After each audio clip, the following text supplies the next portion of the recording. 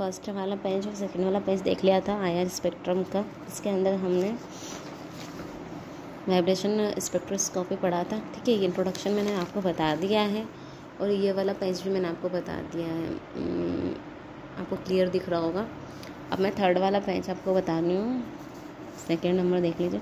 IR की energy sample molecule vibration rotation करता है। जब आईआर स्पेक्ट्रम में एनर्जी मिलती है तो क्या करने लग जाते हैं, जो सैम्पल मॉलिक्यूल है वो क्या करने लग जाते हैं, रोटेशन करने लग जाते हैं। ठीक है, जबकि दूसरे रेडिएशन में ऐसा नहीं होता है, वो रोटेशन नहीं करने लग जाते हैं। आईआर स्पेक्ट्रम को फिंगर प्रिंटिंग ऑफ मॉलिक्यूल भी कहते हैं। फिंगर प्रिंटिंग मॉलिक्यूल क्योंकि हमारे सभी के फिंगरप्रिंट अलग अलग होते हैं। ठीक है, इस तरह जब आईआर स्पेक्ट्रोस्कोपी देखा जाता है तो वहाँ पर जो मॉलिक्यूल का मूवमेंट जो होता है वो सबका अलग अलग होता है, इसलिए इसको क्या बोला जाता है, फिंगरप्रिंट ऑफ द मॉलिक्यूल भी कहते हैं।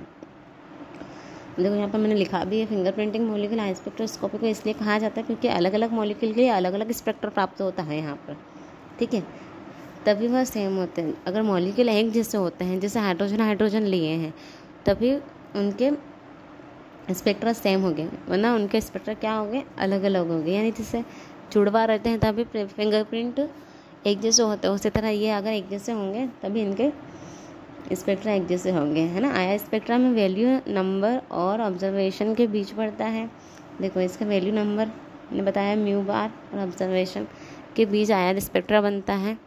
आईआर स्पेक्ट्रा होकर लॉ पर डिपेंड करता है, हुक्स लॉ पर डिपेंड करता है। देखो हुक्स लॉ क्या बोलता है, यहाँ छोटा सा देख लेते हैं।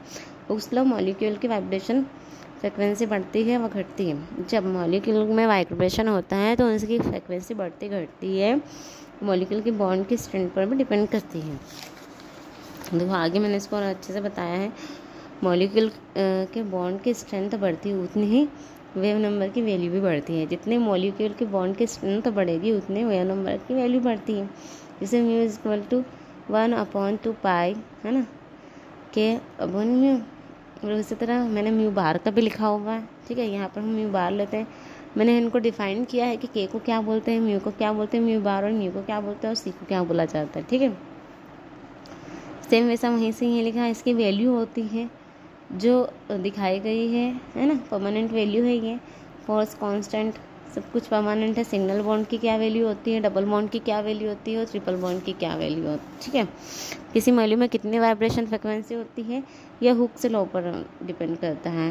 वाइब्रेशन फ्रिक्वेंसी 2 फैक्टर पर डिपेंड करती है। पहला बॉन्ड स्ट्रेंथ और रिड्यूस मास। मॉलिक्यूल की बॉन्ड स्ट्रेंथ बढ़ती है तो वाइब्रेशन फ्रिक्वेंसी भी इंक्रीज होती है। ठीक है,